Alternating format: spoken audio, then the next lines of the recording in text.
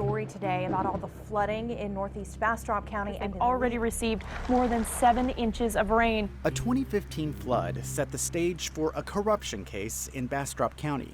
The Commissioner's Court had approved work on a low-water crossing damaged by floodwaters. It is washing out the roads. Crews there had to shut off dozens of roads due to low water crossings. The work should have stopped with this crossing, but accusations soon surfaced against County Commissioner Bubba Snowden for illegally using county crews, equipment, and money to resurface more of the private road. This road is the only way in and out to people's homes. Nobody's going to work, nobody's going to school, everybody's staying home. Records show Snowden said he was just trying to help homeowners living along that stretch. But an indictment for abuse of official capacity suggested he stood to benefit politically. How did the story get this far? And is the system we're about to show you the best way to hold elected officials accountable?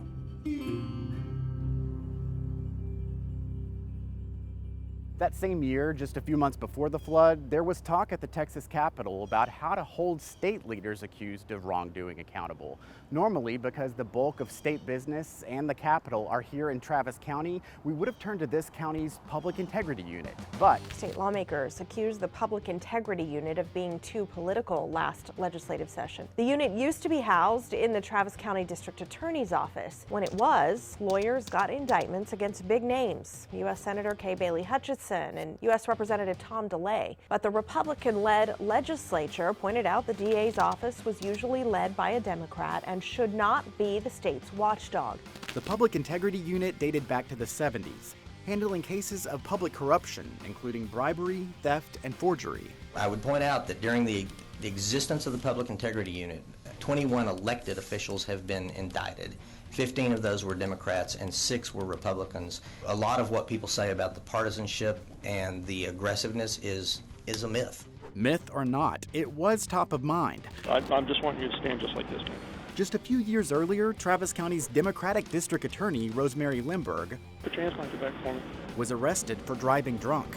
When she declined to step down, Republican Governor Rick Perry vetoed funding to the Public Integrity Unit.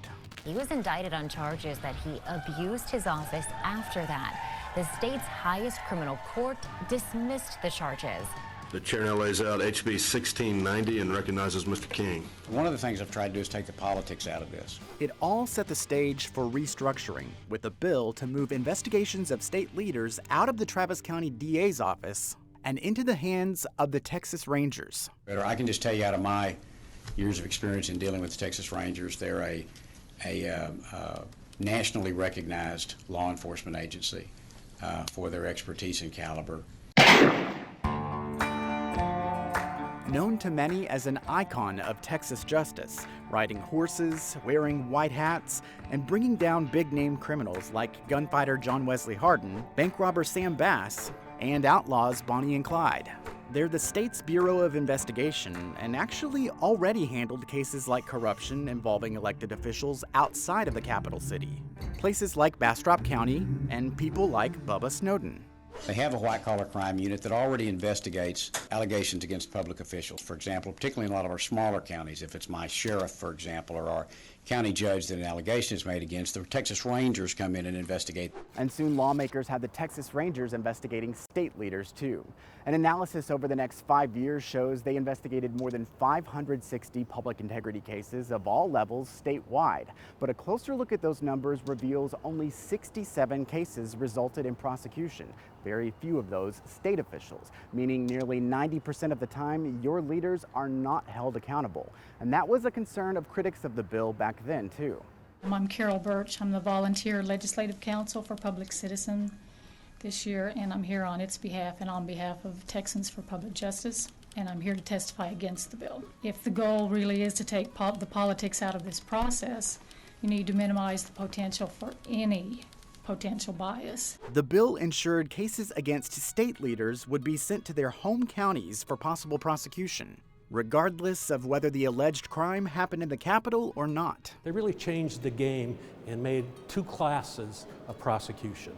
One class for regular citizens of you and I if we commit a crime, the other class for the politicians. I think it put more partisanship into the process and not less. We feared this outcome, that local district attorneys wouldn't want to prosecute their elected members of the House or elected members of the Senate. In a lot of counties, you could have realistic situations where, say, a state senator or state representative would be someone who could very much be sort of the political kingmaker. Maybe we go to church together, maybe my brother-in-law, who knows what. And so in that case, the DA would have the option to recuse from that.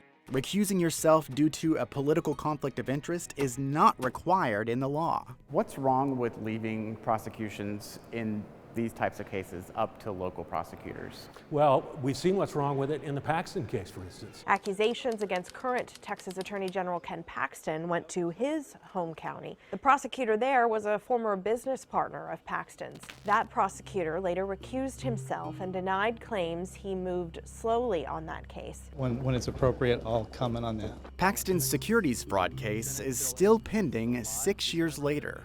Now, that's the danger we have in sending cases back to your hometown.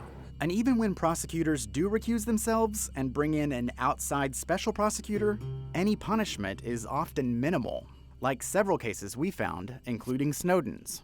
After pleading guilty, he was sentenced to 1 day in jail and ordered to pay a $2,000 fine. After his indictment, he won re-election. Then 3 days into his new term, he died at home.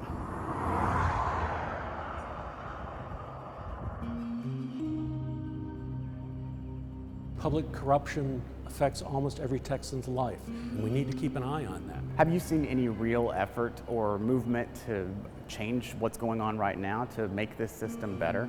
No, we really haven't.